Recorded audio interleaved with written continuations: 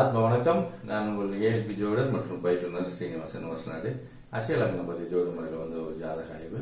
இந்த வாய்ப்பளித்த எனது ஜோதிட குருநாதர் திரு பொதுவுடைமூர்த்தி ஐயா அவர்களுக்கு கோடான கோடி நன்றிகள் கூறி இந்த ஜாதக ஆய்வு பார்ப்போம். இந்த ஜாதகம் வந்து பார்த்தீங்கன்னா ஒரு பெண்ணோட ஜாதகம்.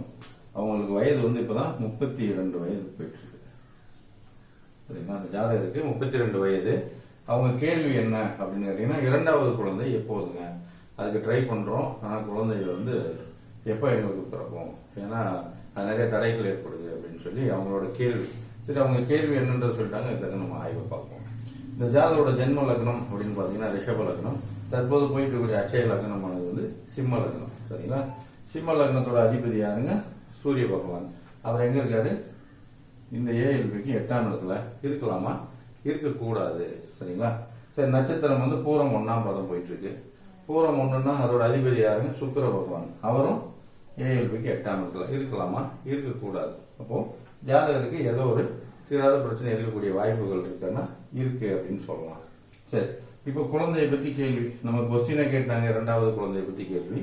இரண்டாவது குழந்தை அப்படின்னா நீங்க வந்து சரி, இரண்டாவது குழந்தைக்கு அப்புறம் இந்த பெண்ணோட ஜாதகத்தில் இப்போ குழந்தை இல்லை, இரண்டாவது குழந்தை எப்போ அப்படின்றது தான் உங்களோட கேள்வி. இப்போ பெண்ணோட ஜாதகம்னா நம்ம வந்து 8ஆம் இடத்தை ஆய்வு பண்ணணும்.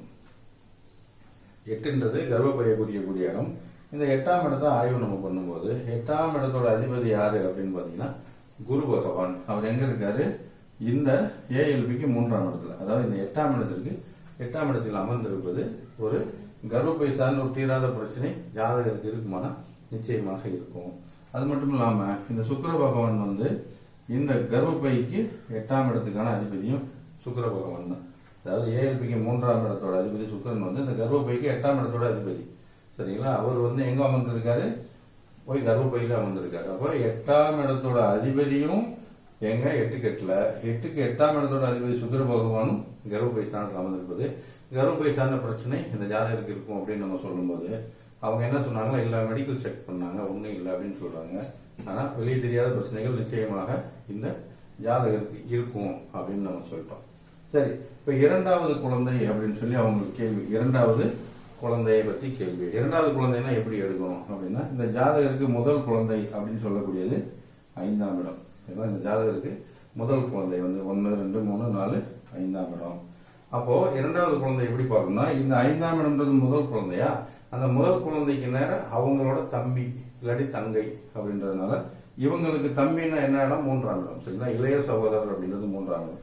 அப்ப இங்க இருந்து நீங்க கவுண்ட் பண்ணணும். 1, 2, 3. அப்ப இந்த ஜாதகரோட முதல் குழந்தைக்கு தம்பி அப்படின்றது ஏஎல்பிக்கு 7ஆம் இடம். சரிங்களா? இப்படிதான் நீங்க எடுக்கணும். சரிங்களா? இரண்டாவது குழந்தைன்னு இதே. சரி, மூன்றாவது குழந்தைய பத்தி கேள்வின்னா நீங்க இங்க இருந்து 7ஆம் இடத்துல இருந்து 1, 2, 3 எப்படி எடுத்துக்கணும். சரிங்களா? இப்படிதான் வந்து ஒவ்வொரு குழந்தையா நம்ம பார்க்கணும். சரி, இப்ப 7ஆம் இடத்தை ஆய்வு பண்ணலாம். 7ஆம் இடம்ன்றது இரண்டாவது குழந்தைய நம்ம சொல்லிட்டோம். இரண்டாவது குழந்தையோட அதிபதி யாரு? சனி பகவான். அவர் எங்க இருக்காரு? ஏஎல்பி அந்த இரண்டாவது குழந்தை ஸ்தானத்துல இருக்காரு. நல்லா இருக்காரா? நல்லா இருக்காரு. என்ன, இந்த குழந்தைக்கு விரையாதிபதி சனி பகவான் போய் எங்க அமர்ந்திருக்காரு? அந்த 7ஆம் இடத்துல அமர்ந்திருக்காரு. இந்த புதன் வந்து இந்த குழந்தைக்கு 8ஆம் இடத்தோட அதிபதி.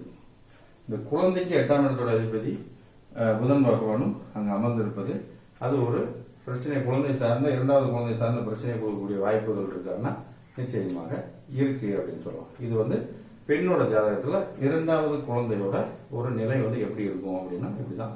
இரண்டாவது குழந்தை சார்ந்த தடை, அது சார்ந்த விரயம், ஏன்னா விரையாதிபதி அங்க போய் இருக்கிறதுனால அந்த குழந்தை விரயமாகக்கூடிய காலம், இப்படி எல்லாம் வந்து. அதே மாதிரி அட்டமாதிபதியான புதன் பகவான் அந்த இரண்டாவது குழந்தை, அதாவது இரண்டாவது குழந்தைக்கு அட்டமாதிபதியான புதன் பகவான் அந்த இரண்டாவது குழந்தை லக்னத்தில் இருப்பதும் குழந்தையை தடை செய்யக்கூடிய வாய்ப்புகள் இருக்கான இருக்கு அப்படின்னு சொல்லலாம்.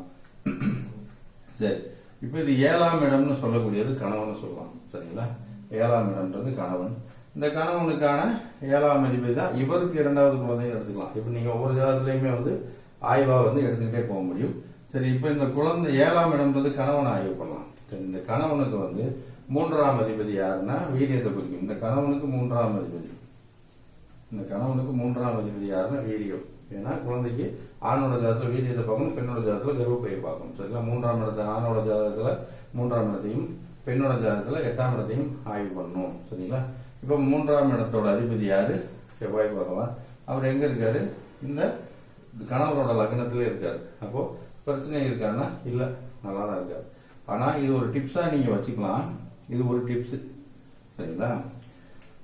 அதாவது கேள்வி குழந்தை அப்படின்னா, அதாவது இரண்டாவது குழந்தை கேள்வி அப்படின்னாலும் சரி, இல்ல குழந்தைக்கான கேள்வி அப்படின்னாலே சரி, எந்த குழந்தையான கேள்வியா இருந்தாலும் பெண்ணோட ஜாதகத்தை நீங்க பாக்குறதா இருந்தா இந்த ஜாதகத்தோட நட்சத்திராதிபதி இருக்கு இல்லையா, அதாவது ஏஎல்பி லக்னத்தோட நட்சத்திரம். இப்ப இந்த ஜாதகத்துல பூரம் 1ன்னு சொல்றோம் இல்லையா, இந்த பூரம் 1 அப்படின்னு சொல்லக்கூடிய சுக்கிர பகவான் வந்து ஏஎல்பிக்கு 8ஆம் இடத்தில். சரிங்களா? இப்படி ஏஎல்பிக்கு 8ஆம் இடத்துல நட்சத்திர பாதங்கள் போகக்கூடிய காலங்கள்ல வந்து கணவனுக்கு குழந்தைக்கான கேள்வி அப்படின்றால் வீரியம் சார்ந்த பிரச்சனைகள் இருக்கக்கூடிய வாய்ப்புகள் இருக்கு. வீரிய குறைபாடு, வீரியம் வந்து விரயமாகக்கூடிய வாய்ப்புகள் இருக்கு. ஏன்னா இந்த வீரியத்துக்கு 12ஆம் இடத்துல இந்த சுக்கிர பகவான் அமர்ந்திருப்பது இது சார்ந்த பிரச்சனைகள் வரக்கூடிய வாய்ப்புகள் இருக்கு. குழந்தைக்கான கேள்வினா மட்டும்தான் இப்படி பார்க்கணும். சரிங்களா? இது ஒரு டிப்ஸா தான் சொல்றோம். இது அடுத்த ஜாதகங்களை நீங்க அப்ளை பண்ணி பார்த்துக்கலாம். சரிங்களா? இது மாதிரி சரி எப்பங்க அவங்க குழந்தை பிறக்கும் அப்படின்னா, இந்த லக்னம் மாறுற வரைக்குமே அவங்களுக்கு தொடர் பிரச்சனைகள் இருந்துகிட்டே இருக்கு. ஏன்னா இந்த ஏஎல்பி லக்னம் இப்போ சுக்கிர பகவான் பூரம் போயிட்டு இருக்கு. பூரம் 1, 2, 3, 4 பாதங்கள். அதுக்கப்புறம் உத்திரம் 1ஆம் பாதம் போற வரைக்குமே இந்த சூரியன் வந்து சூரியன் அடுத்து அவர் சூரியனுமே எங்க இருக்காரு, இந்த ஏஎல்பிக்கு 8ஆம் இடத்துல. அப்ப தொடர் பிரச்சனை இருக்கான்னா இருக்குன்னு சொல்லலாம். சரி, ஏஎல்பி லக்னமானது கன்னி லக்னமா வரும்போது இந்த கன்னின்னா அப்ப 7ஆம் அதிபதி யாரு அப்படின்னா அப்ப குரு பகவானா வந்துருவாரு. அவரு குரு 2வது குழந்தைன்றது குரு பகவான். அவர் வந்து எங்க உட்காந்துருக்க மறுபடியும் அந்த 8ஆம் இடத்துல. இவங்களுக்கு எப்படி கர்ப்பப்பைன்னு பார்த்தோமோ அது மாதிரி இந்த குழந்தைக்கு வந்து 8ஆம் இடத்துல குரு அமர்ந்திருப்பதும் தொடர் பிரச்சனையை கொடுக்கக்கூடிய வாய்ப்புகள் இருக்குமானா இருக்கும் அப்படின்னு சொல்லலாம். சரி, அப்ப கர்ப்பப்பை அப்படின்றது 8ஆம் இடமா வந்துடும். செவ்வாய் பகவான் வந்து 11 இருக்காரு. நல்லா இருக்காரா? என்ன 1க்கும் 8க்கும் ஆதிபத்தியம் பெற்று 11 இருக்காரு. அது ஓரளவு பிரச்சனை இல்லை. ஆனா இந்த லக்னம் மாறுற வரைக்கும் வந்து பெருந்தடைகள் இருக்கு. லக்னம் மாறின பிறகு இந்த குரு பகவான் அட்டமத்தில் இருப்பது ஒரு பிரச்சனை கொடுக்கும். ஏன்னா குரு பகவான் வந்து வடகிரகங்கள் அப்படின்றதுனால இது ஒரு கோச்சாரத்துல சாதகமா இருக்கும் காலங்களில் உங்களுக்கு குழந்தைக்கான வாய்ப்புகள் இருக்கு அப்படின்றத நம்ம சொல்லிட்டோம். இதுக்கான சிகிச்சைகளை நீங்க வந்து ஹாஸ்பிட்டல்ல போய் சிகிச்சைகளை நல்லா கர்ப்பப்பை சார்ந்த ஆய்வு பிளஸ் வந்து வீரியம் சார்ந்த ஆய்வுகளை பண்ணி அதுக்கான சிகிச்சை எடுக்கும்போது கோச்சார கிரகங்கள் உங்களுக்கு சாதகமா இருக்கும் பட்சத்துல ஒரு வாய்ப்புகளை கொடுத்துரும் அப்படின்னு சொல்லி நம்ம இதன் மூலம் பலன் சொல்லிட்டோம்.